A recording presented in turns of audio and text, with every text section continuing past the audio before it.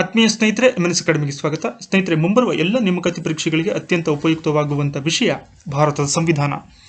ಈ ಭಾರತದ ಸಂವಿಧಾನಕ್ಕೆ ಸಂಬಂಧಪಟ್ಟ ಹಾಗೆ ಬಹುಮುಖ್ಯ 30 ಪ್ರಶ್ನೆಗಳನ್ನು ಈ ಒಂದು ವಿಡಿಯೋದಲ್ಲಿ ಚರ್ಚೆ ಮಾಡೋಣ. ಈ ಪ್ರಶ್ನೆಗಳು ಸಂವಿಧಾನ ರಚನೆ, ಸಂವಿಧಾನ ರಚನಾ ಸಮಿತಿಗಳು, ಸಂಸತ್ತು ಮತ್ತು ಮಂತ್ರಿಮಂಡಲ ಅನೇಕ ವಿಷಯಗಳ ಬಗ್ಗೆ ಬೆಳಕನ್ನು ಚೆಲ್ಲೋದ್ರಿಂದ ಈ ವಿಡಿಯೋವನ್ನು ಕೊನೆಯವರೆಗೂ ವೀಕ್ಷಿಸಿ. ನಮ್ಮ ಪ್ರಯತ್ನ ಇಷ್ಟವಾದಲ್ಲಿ ನಮ್ಮ MNS ಅಕಾಡೆಮಿ ಚಾನಲನ್ನು ಸಬ್ಸ್ಕ್ರೈಬ್ ಮಾಡಿ, ಲೈಕ್ ಮಾಡಿ, ಈ ವಿಡಿಯೋವನ್ನು ನಿಮ್ಮ ಸ್ನೇಹಿತರಿಗೂ ಕೂಡ ಶೇರ್ ಮಾಡಿ. ಮೊದಲ ಪ್ರಶ್ನೆ, ಭಾರತದ ಪೌರತ್ವಕ್ಕಾಗಿ ಅರ್ಜಿ ಸಲ್ಲಿಸುವ ಮೊದಲು ಭಾರತದಲ್ಲಿ ಯಾವುದೇ ವ್ಯಕ್ತಿಯ ವಾಸದ ಅವಧಿ ಎಷ್ಟು? 12 ವರ್ಷಗಳು.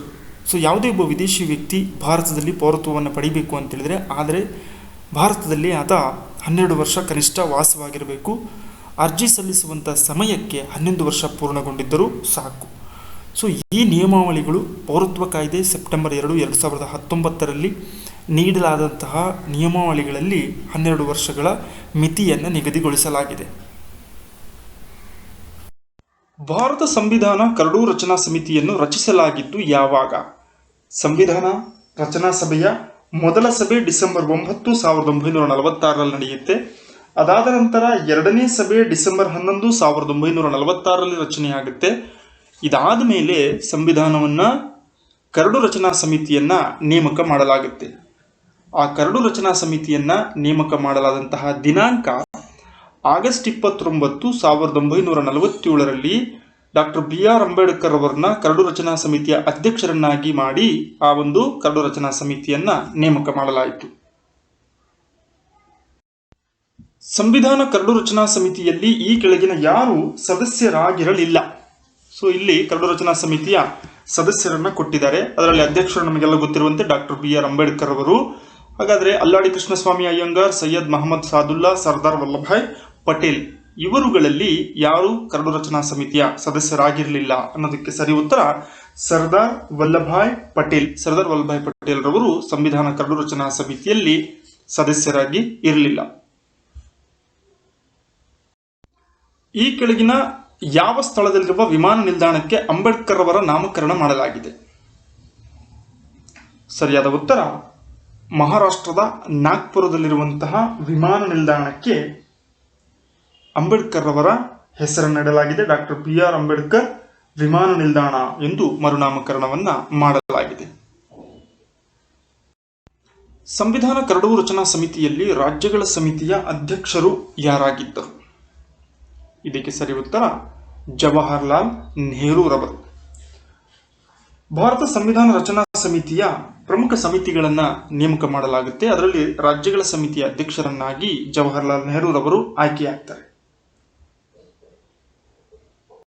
ರಾಷ್ಟ್ರೀಯ ಏಕತಾ ದಿವಸ ಎಂದು ಯಾರ ಜನ್ಮದಿನವನ್ನು ಆಚರಿಸುವರು? ಇತ್ತೀಚೆಗೆ ಅದನ್ನು ಆಚರಣೆ ಮಾಡಿದ್ವಿ. ರಾಷ್ಟ್ರೀಯ ಏಕತಾ ದಿವಸ ಅಂತೇಳಿ ಭಾರತದ ಮೊದಲ ಗೃಹ ಮಂತ್ರಿಗಳಾಗಿದ್ದಂಥ ಸರ್ದಾರ್ ವಲ್ಲಭಾಯ್ ಪಟೇಲ್ ರವರ ಜನ್ಮದಿನವನ್ನು ರಾಷ್ಟ್ರೀಯ ಏಕತಾ ದಿವಸ ಅಂತ ಆಚರಣೆ ಮಾಡ್ತೀವಿ. ಭಾರತದ ಉಕ್ಕಿನ ಮನುಷ್ಯ ಅಂತೇಳಿ ಸರ್ದಾರ್ ವಲ್ಲಭಾಯ್ ಪಟೇಲ್ ರವರನ್ನ ಕರೆಯುತ್ತೇವೆ.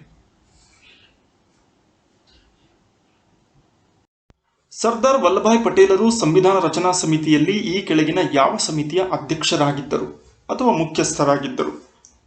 ಸದನ ಸಮಿತಿ, ಮೂಲಭೂತ ಹಕ್ಕುಗಳ ಸಮಿತಿ, ಕೇಂದ್ರ ಸಂವಿಧಾನ ಸಮಿತಿ, ರಾಜ್ಯಗಳ ಸಮಿತಿ. ಇವುಗಳಲ್ಲಿ ಮೂಲಭೂತ ಹಕ್ಕುಗಳ ಸಮಿತಿ ಏನಿತ್ತು ಇದರ ಮುಖ್ಯಸ್ಥರಾಗಿ ಸರ್ದಾರ್ ವಲ್ಲಭಾಯ್ ಪಟೇಲ್ ರವರು ಕರ್ತವ್ಯವನ್ನ ನಿರ್ವಹಿಸಿದ್ದರು. ಇದಲ್ಲದೇ ಅಲ್ಪಸಂಖ್ಯಾತರು ಮತ್ತು ಬುಡಕಟ್ಟು ವರ್ಗದವರ ಸಮಿತಿಯ ಮುಖ್ಯಸ್ಥರು ಕೂಡ ಸರ್ದಾರ್ ವಲ್ಲಭಾಯ್ ಪಟೇಲ್ ಆಗಿದ್ದರು. ಮುಂದಿನ ಪ್ರಶ್ನೆ, ಮೂಲ ಸಂವಿಧಾನದಲ್ಲಿದ್ದ ಭಾಗಗಳು, ವಿಧಿಗಳು ಮತ್ತು ಅನುಸೂಚಿಗಳು ಎಷ್ಟು? ಅಂದ್ರೆ ಆರಂಭದಲ್ಲಿ ಸಂವಿಧಾನ ರಚನೆಯಾದಾಗ ಇದ್ದಂತಹ ಭಾಗಗಳು ಮತ್ತು ವಿಧಿಗಳು, ಅನುಸೂಚಿಗಳ ಸಂಖ್ಯೆ ಎಷ್ಟು? ಇದಕ್ಕೆ ಸರಿ ಉತ್ತರ ಆಯ್ಕೆ 1 22 ಭಾಗಗಳು, ಹಾಗೆಯೇ 395 ವಿಧಿಗಳು, 8 ಅನುಸೂಚಿಗಳನ್ನ ಆರಂಭದ ಸಂವಿಧಾನ ಒಳಗೊಂಡಿತ್ತು. ಮೂಲ ಸಂವಿಧಾನದಲ್ಲಿ ವಿಷಯವನ್ನು ಯಾವ ಭಾಷೆಗಳಲ್ಲಿ ದಾಖಲಿಸಲಾಗಿದೆ? ಸರಿ ಉತ್ತರ ಇಂಗ್ಲಿಷ್ ಮತ್ತು ಹಿಂದಿ ಭಾಷೆಗಳಲ್ಲಿ ಮೂಲ ಸಂವಿಧಾನದ ವಿಷಯವನ್ನ ದಾಖಲಿಸಲಾಗಿತ್ತು. ಜಹಾಂಗೀರನ ಆಸ್ಥಾನಕ್ಕೆ ಭೇಟಿ ನೀಡಿದ ಇಂಗ್ಲಿಷ್ ರಾಯಭಾರಿ ಯಾರು? ನೀಡಿರುವಂಥವರಲ್ಲಿ ಸರ್ ಥಾಮಸ್ ರೋ ಜಹಾಂಗೀರನ ಆಸ್ಥಾನಕ್ಕೆ 1615 ರಿಂದ 18ರ ಅವಧಿಯಲ್ಲಿ ಈತ ಭೇಟಿಯನ್ನು ನೀಡಿರ್ತಾನೆ. ಇನ್ನು ಜಹಾಂಗೀರನ ಆತ್ಮಕಥೆಯ ಹೆಸರು ತುಜ್ಕಿ ಜಹಾಂಗೀರಿ ಎನ್ನುವಂಥದ್ದು ಆತನೇ ರಚಿಸಿಕೊಂಡಿರುತ್ತಾನೆ. ನಮ್ಮ ದೇಶದ ರಾಷ್ಟ್ರಧ್ವಜವನ್ನು ಅಳವಡಿಸಿಕೊಂಡಿದ್ದು ಯಾವಾಗ? ಇದಕ್ಕೆ ಸರಿ ಉತ್ತರ ಜುಲೈ 22, 1947ರಲ್ಲಿ ನಮ್ಮ ದೇಶದ ತ್ರಿವರ್ಣ ಧ್ವಜ ಏನಿದೆ ಅದನ್ನು ಅಳವಡಿಸಿಕೊಳ್ಳಲಾಯಿತು. ಸಂವಿಧಾನದ ಯಾವ ವಿಧಿಯಡಿಯಲ್ಲಿ ಭಾರತ ಸರ್ಕಾರ ಭಾರತ ರತ್ನ, ಪದ್ಮವಿಭೂಷಣ ಇತ್ಯಾದಿ ಪ್ರಶಸ್ತಿಗಳನ್ನು ನೀಡುತ್ತದೆ? ಇದಕ್ಕೆ ಸರಿಯಾದ ಉತ್ತರ 18 ಉಪವಿಧಿ 1 ಏನಿದೆ ಇದು ಭಾರತದಲ್ಲಿ ನೀಡುವಂತಹ ಭಾರತ ರತ್ನ, ಪದ್ಮವಿಭೂಷಣ ಇತ್ಯಾದಿ ಪ್ರಶಸ್ತಿಗಳ ಬಗ್ಗೆ ವಿವರಣೆಯನ್ನು ನೀಡುತ್ತದೆ. ನ್ಯಾಯಮೂರ್ತಿ UC ಬ್ಯಾನರ್ಜಿ ಆಯೋಗವನ್ನು ಏಕೆ ರಚಿಸಲಾಯಿತು? ಗೋಧ್ರಾ ಗಲಭೆಯ ತನಿಖೆಯನ್ನು ಅಧ್ಯಯನ ಮಾಡುವ ಸಲುವಾಗಿ ನ್ಯಾಯಮೂರ್ತಿ UC ಬ್ಯಾನರ್ಜಿಯವರ ನೇತೃತ್ವದಲ್ಲಿ ಆಯೋಗವನ್ನು ನೇಮಕ ಮಾಡಲಾಗಿತ್ತು. ಸಬರಮತಿ ಎಕ್ಸ್ಪ್ರೆಸ್ ರೈಲು ಏನಿದೆ ಅದರಲ್ಲಿ ನಡೆದಂತಹ ಅಗ್ನಿ ದುರಂತದ ಸಂಬಂಧಿಸಿದಂತೆ 2002ರಲ್ಲಿ ನಡೆದಂತಹ ಈ ಗೋಧ್ರಾ ಗಲಭೆಯ ತನಿಖೆಯನ್ನು ಮಾಡುವ ಸಲುವಾಗಿ ನ್ಯಾಯಮೂರ್ತಿ UC ಬ್ಯಾನರ್ಜಿಯವರ ನೇತೃತ್ವದಲ್ಲಿ ಈ ಒಂದು ಆಯೋಗವನ್ನು ನೇಮಕ ಮಾಡಲಾಗಿತ್ತು. ಭಾರತವು ಆಂತರಿಕವಾಗಿ ಸರ್ವೋಚ್ಚ ಅಧಿಕಾರವನ್ನು ಮತ್ತು ಅನ್ಯ ರಾಷ್ಟ್ರಗಳಿಂದ ಸಂಪೂರ್ಣವಾದ ಸ್ವಾತಂತ್ರ್ಯವನ್ನು ಪಡೆದಿದೆ ಎಂಬುದನ್ನು ಸೂಚಿಸುವ ಪದ ಯಾವುದು? ಸಾರ್ವಭೌಮ ಎನ್ನುವಂಥ ಪದ ಏನಿದೆ ಇದರ ಅರ್ಥ ಭಾರತವು ಆಂತರಿಕವಾಗಿ ಸರ್ವೋಚ್ಚ ಅಧಿಕಾರವನ್ನು ಹೊಂದಿದೆ, ಅಲ್ಲದೇನೆ ಅನ್ಯ ರಾಷ್ಟ್ರಗಳಿಂದ ಸಂಪೂರ್ಣವಾದ ಸ್ವಾತಂತ್ರ್ಯವನ್ನು ಪಡೆದಿದೆ ಎನ್ನುವಂಥದಕ್ಕೆ ಸಾರ್ವಭೌಮ ಅಂತ ಕರಿತೀವಿ. ಸಂವಿಧಾನ ಸಭೆಯ ಕರಡು ಸಮಿತಿಯ ಸದಸ್ಯರ ಸಂಖ್ಯೆ ಎಷ್ಟು? ಅಂದರೆ ಸಂವಿಧಾನ ಕರಡು ರಚನಾ ಸಮಿತಿ ಏನಿತ್ತು ಅದರ ಸದಸ್ಯರ ಸಂಖ್ಯೆ ಒಟ್ಟು 7. The drafting committee of Indian constitution has 7 members. ಇದಕ್ಕೆ Alladi Krishnaswami Ayyar, N Gopalaswami, doctor BR Ambedkar, KM Munshi, Mohammad Saadulla, BL Mittar ಮತ್ತು DP ಕೈತಾನ್ ಎನ್ನುವಂಥವರು ಕರಡು ರಚನಾ ಸಮಿತಿಯ ಸದಸ್ಯರಾಗಿದ್ದರು. ವಿಭಜನೆಯ ವಿರುದ್ಧ ಅಮರ್ ಸೋನಾರ್ ಬಾಂಗ್ಲಾ ಎಂಬ ರಾಷ್ಟ್ರೀಯ ಗೀತೆಯನ್ನು ಬರೆದವರು ಯಾರು? ರವೀಂದ್ರನಾಥ್ ಟ್ಯಾಗೋರ್ ರವರು. ಭಾರತದ ಜನಗಣಮನವನ್ನು ಬರೆದಂತಹ ರವೀಂದ್ರನಾಥ್ ಟ್ಯಾಗೋರ್ ರವರು ವಿಭಜನೆಯ ವಿರುದ್ಧವಾಗಿ ಅಮರ್ ಸೋನಾರ್ ಬಾಂಗ್ಲಾ ಎಂಬ ರಾಷ್ಟ್ರಗೀತೆಯನ್ನು ರಚನೆ ಮಾಡ್ತಾರೆ. ಇದು ಮುಂದೆ ಬಾಂಗ್ಲಾದೇಶದ ರಾಷ್ಟ್ರಗೀತೆಯಾಗಿ ಕೂಡ ಬಳಕೆಯಲ್ಲಿ ಇದೆ. ಏಷ್ಯಾದಲ್ಲಿ ಸಾಹಿತ್ಯಕ್ಕಾಗಿ ಮೊದಲು ನೊಬೆಲ್ ಪ್ರಶಸ್ತಿಯನ್ನು ಪಡೆದವರು ಕೂಡ ರವೀಂದ್ರನಾಥ್ ಟ್ಯಾಗೋರ್ ರವರು. ಸಂವಿಧಾನದ ಯಾವ ವಿಧಿಯಡಿಯಲ್ಲಿ ಭಾರತ ಸರ್ಕಾರ ಭಾರತ ರತ್ನ, ಪದ್ಮವಿಭೂಷಣ ಇತ್ಯಾದಿ ಪ್ರಶಸ್ತಿಗಳನ್ನು ನೀಡುತ್ತದೆ? ಇದಕ್ಕೆ ಸರಿಯಾದ ಉತ್ತರ 18 ಉಪವಿಧಿ 1 ಏನಿದೆ ಇದು ಭಾರತದಲ್ಲಿ ನೀಡುವಂತಹ ಭಾರತ ರತ್ನ, ಪದ್ಮವಿಭೂಷಣ ಇತ್ಯಾದಿ ಪ್ರಶಸ್ತಿಗಳ ಬಗ್ಗೆ ವಿವರಣೆಯನ್ನು ನೀಡುತ್ತದೆ. ನ್ಯಾಯಮೂರ್ತಿ UC ಬ್ಯಾನರ್ಜಿ ಆಯೋಗವನ್ನು ಏಕೆ ರಚಿಸಲಾಯಿತು? ಗೋಧ್ರಾ ಗಲಭೆಯ ತನಿಖೆಯನ್ನು ಅಧ್ಯಯನ ಮಾಡುವ ಸಲುವಾಗಿ ನ್ಯಾಯಮೂರ್ತಿ UC ಬ್ಯಾನರ್ಜಿಯವರ ನೇತೃತ್ವದಲ್ಲಿ ಆಯೋಗವನ್ನು ನೇಮಕ ಮಾಡಲಾಗಿತ್ತು. ಸಬರಮತಿ ಎಕ್ಸ್ಪ್ರೆಸ್ ರೈಲು ಏನಿದೆ ಅದರಲ್ಲಿ ನಡೆದಂತಹ ಅಗ್ನಿ ದುರಂತದ ಸಂಬಂಧಿಸಿದಂತೆ 2002ರಲ್ಲಿ ನಡೆದಂತಹ ಈ ಗೋಧ್ರಾ ಗಲಭೆಯ ತನಿಖೆಯನ್ನು ಮಾಡುವ ಸಲುವಾಗಿ ನ್ಯಾಯಮೂರ್ತಿ UC ಬ್ಯಾನರ್ಜಿಯವರ ನೇತೃತ್ವದಲ್ಲಿ ಈ ಒಂದು ಆಯೋಗವನ್ನು ನೇಮಕ ಮಾಡಲಾಗಿತ್ತು. ಭಾರತವು ಆಂತರಿಕವಾಗಿ ಸರ್ವೋಚ್ಚ ಅಧಿಕಾರವನ್ನು ಮತ್ತು ಅನ್ಯ ರಾಷ್ಟ್ರಗಳಿಂದ ಸಂಪೂರ್ಣವಾದ ಸ್ವಾತಂತ್ರ್ಯವನ್ನು ಪಡೆದಿದೆ ಎಂಬುದನ್ನು ಸೂಚಿಸುವ ಪದ ಯಾವುದು?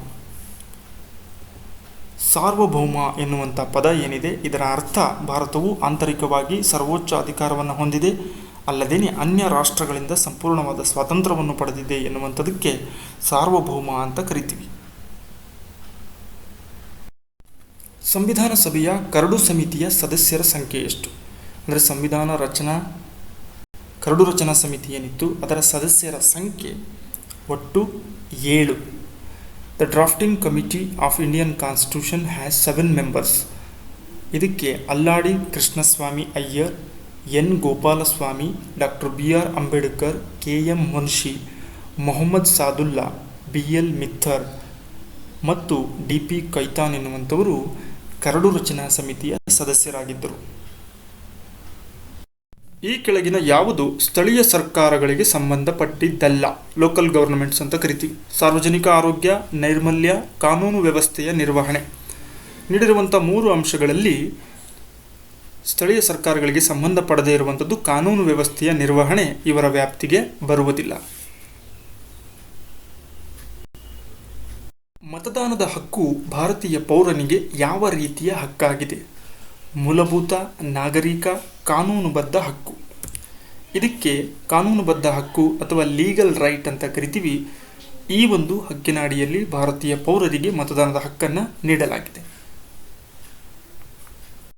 ರಾಜ್ಯಸಭೆಯಲ್ಲಿ ಸದಸ್ಯರು ಸದನದ ನಿಯಮಗಳನ್ನು ಉಲ್ಲಂಘನೆ ಮಾಡಿದಾಗ ಅವರ ವಿರುದ್ಧ ಶಿಸ್ತು ಕ್ರಮ ಕೈಗೊಳ್ಳುವ ಅಧಿಕಾರ ಯಾರಿಗಿದೆ?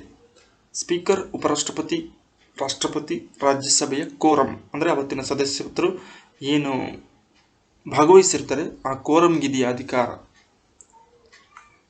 ಉಪರಾಷ್ಟ್ರಪತಿಯನ್ನ ರಾಜ್ಯಸಭಾ ಸಭಾಪತಿ ಅಂತಲೂ ಕೂಡ ಕರಿತೀವಿ. ಸೊ ಹೀಗಾಗಿ ಆ ಇಡೀ ಸದನವನ್ನು ಶಿಸ್ತುಬದ್ಧವಾಗಿ ನಡೆಸುವಂತಹ ಅಧಿಕಾರವೂ ಸಮೇತ ಉಪರಾಷ್ಟ್ರಪತಿಗೆ ಇರುತ್ತೆ. ಅಲ್ಲಿರುವಂಥ ರಾಜ್ಯಸಭಾ ಸದಸ್ಯರು ಸದನದ ನಿಯಮಗಳನ್ನು ಏನಾದರೂ ಉಲ್ಲಂಘನೆ ಮಾಡಿದಾಗ ಅವರ ವಿರುದ್ಧ ಶಿಸ್ತು ಕ್ರಮ ಕೈಗೊಳ್ಳುವಂಥ ಅಧಿಕಾರ ಉಪರಾಷ್ಟ್ರಪತಿಗಿದೆ ರಾಜ್ಯಸಭೆಯಲ್ಲಿ. ಆದರೆ ಲೋಕಸಭೆಗೆ ಬಂದಾಗ ಲೋಕಸಭಾ ಸ್ಪೀಕರ್ಗೆ ಈ ಅಧಿಕಾರ ಇರುತ್ತೆ.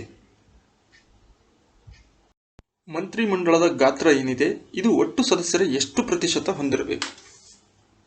2003ರಲ್ಲಿ 91ನೇ ಅಮೆಂಡ್ಮೆಂಟ್ ಆಗುತ್ತೆ ಕೇಂದ್ರ ಹಂತದಲ್ಲಿ. ಇದರಂತೆ 15% ಗಾತ್ರವನ್ನು ಹೊಂದಿರಬೇಕು.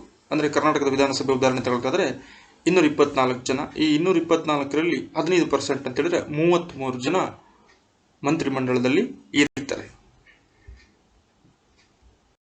ಕೇಂದ್ರ ಸರ್ಕಾರದಲ್ಲಿ ಶಾಸಕಾಂಗದ ಮತ್ತು ಹಣಕಾಸಿಗೆ ಸಂಬಂಧಿಸಿದ ಪ್ರಮುಖ ನಿರ್ಧಾರಗಳನ್ನು ಯಾರು ಕೈಗೊಳ್ಳುವರು? ಸಚಿವ ಸಂಪುಟ, ಪ್ರಧಾನಮಂತ್ರಿ, ರಾಷ್ಟ್ರಪತಿ, ಉಪರಾಷ್ಟ್ರಪತಿ. ಇದಕ್ಕೆ ಸರಿ ಉತ್ತರ ಪ್ರಧಾನಮಂತ್ರಿ ನೇತೃತ್ವದ ಸಚಿವ ಸಂಪುಟ ಏನಿರುತ್ತೆ ಅದು ಸರ್ಕಾರದ ಪ್ರಮುಖ ನಿರ್ಧಾರಗಳನ್ನು ತೆಗೆದುಕೊಳ್ಳುತ್ತೆ. ಸಂವಿಧಾನದ 44ನೇ ವಿಧಿಯು ಯಾವ ವಿಷಯವನ್ನು ಕುರಿತು ವಿವರಿಸುತ್ತದೆ? ಮೂಲಭೂತ ಕರ್ತವ್ಯಗಳು, ರಾಷ್ಟ್ರಪತಿಗಳು, ಮೂಲಭೂತ ಹಕ್ಕುಗಳು, ಏಕರೂಪ ನಾಗರಿಕ ಸಂಹಿತೆ. ಅದಕ್ಕೆ ಸರಿ ಉತ್ತರ ಆಯ್ಕೆ 4 ಏಕರೂಪ ನಾಗರಿಕ ಸಂಹಿತೆ, ಯೂನಿಫಾರ್ಮ್ ಸಿವಿಲ್ ಕೋಡ್ ಅಂತ ಕರಿತೀವಿ. ಇದರ ಬಗ್ಗೆ ಮಾಹಿತಿಯನ್ನು ನೀಡುವಂತಹ ಸಂವಿಧಾನದ ವಿಧಿ 44. ಕೇಂದ್ರ ಮಂತ್ರಿಮಂಡಲದ ಮಂತ್ರಿಗಳ ವಿಂಗಡಣೆಯ ಸರಿಯಾದ ರೂಪ ಈ ರೀತಿ ಇದೆ: ಕ್ಯಾಬಿನೆಟ್ ಸಚಿವರು, ರಾಜ್ಯ ಸಚಿವರು, ಸ್ವತಂತ್ರ, ಸಹಾಯಕ ಸಚಿವರು, ಮೇಲಿನ ಎಲ್ಲವೂ. ಸರಿಯಾದ ಆಯ್ಕೆ ಮೇಲಿನ ಎಲ್ಲರೂ. ಸೊ ಮಂತ್ರಿಮಂಡಲವನ್ನು ಅಥವಾ ಮಂತ್ರಿಗಳನ್ನು 3 ಗುಂಪುಗಳಾಗಿ ವಿಂಗಡಣೆ ಮಾಡ್ತಾರೆ. ಒಂದು cabinet ministers, state ministers, independent. So ಇವರಿಗೆ ಸ್ಟೇಟ್ ಮಿನಿಸ್ಟರ್ಗಳಿಗೆ ಸಹಾಯಕ ಸಚಿವರಾಗಿ ಕೂಡ ಕೆಲವು ಸಚಿವರನ್ನು ನೇಮಕ ಮಾಡಿರ್ತಾರೆ. ಮಂತ್ರಿಮಂಡಲದ ಸದಸ್ಯರು ಅಥವಾ ಮಂತ್ರಿಗಳು ಈ ಕೆಳಗಿನ ಯಾವ ಸದನದ ಸದಸ್ಯರಾಗಿರಬೇಕು? ಲೋಕಸಭೆ, ರಾಜ್ಯಸಭೆ, ಯಾವುದೇ ಸದನದ ಸದಸ್ಯರಾಗಿರಬಹುದು. ಸದಸ್ಯರಾಗಿಲ್ಲದಿದ್ದರೂ ಮಂತ್ರಿಯಾದ 6 ತಿಂಗಳೊಳಗೆ ಯಾವುದಾದರೂ ಒಂದು ಸದನದ ಸದಸ್ಯನಾಗಿ ಆಯ್ಕೆಯಾಗಬೇಕು. ಕೊಟ್ಟಿರುವಂಥ ಆಯ್ಕೆಗಳನ್ನು ನೋಡಿದಾಗ ಎಲ್ಲ ಆಯ್ಕೆಗಳು ಸರಿ. ಲೋಕಸಭೆಯ ಸದಸ್ಯನಾಗಿರ್ಬೋದು ಅಥವಾ ರಾಜ್ಯಸಭೆಯ ಸದಸ್ಯನಾಗಿರ್ಬೋದು. 2ರಲ್ಲಿ ಯಾವುದಾದ್ರೂ ಒಂದು ಸದನದ ಸದಸ್ಯರಾಗಿರ್ಬೋದು. ಯಾವುದೇ ಸದನದ ಸದಸ್ಯರಾಗಿಲ್ಲದಿದ್ದರೂ ಸಮೇತ ಒಮ್ಮೆ ಮಂತ್ರಿಯಾಗಿ ಆಯ್ಕೆಯಾದ ಮೇಲೆ 6 ತಿಂಗಳೊಳಗೆ ಯಾವುದಾದರೂ ಒಂದು ಸದನದ ಸದಸ್ಯನಾಗಿ ಆತ ಆಯ್ಕೆಯಾಗಬೇಕು. ಅತ್ಯಂತ ಕಡಿಮೆ ಅವಧಿಗೆ ಸರ್ವೋಚ್ಚ ನ್ಯಾಯಾಲಯದ ನ್ಯಾಯಾಧೀಶರಾಗಿದ್ದವರು ಯಾರು? ಇಂದು ಮಲ್ಹೋತ್ರಾ, ಫಾತಿಮಾ ಬೀವಿ, KN ಸಿಂಗ್, ಸುಧಾ ಮಿಶ್ರಾ. KN ಸಿಂಗ್ ಸರಿಯಾದಂತಹ ಉತ್ತರ. ನವೆಂಬರ್ 25, 1991ರಿಂದ ಡಿಸೆಂಬರ್ 12, 1991ರವರೆಗೆ ಅಲ್ಪ ಅವಧಿಗೆ ಭಾರತ ಸರ್ವೋಚ್ಚ ನ್ಯಾಯಾಲಯದ ನ್ಯಾಯಮೂರ್ತಿಗಳಾಗಿ KN ಸಿಂಗ್ ರವರು ಕರ್ತವ್ಯವನ್ನು ಮಾಡಿರ್ತಾರೆ.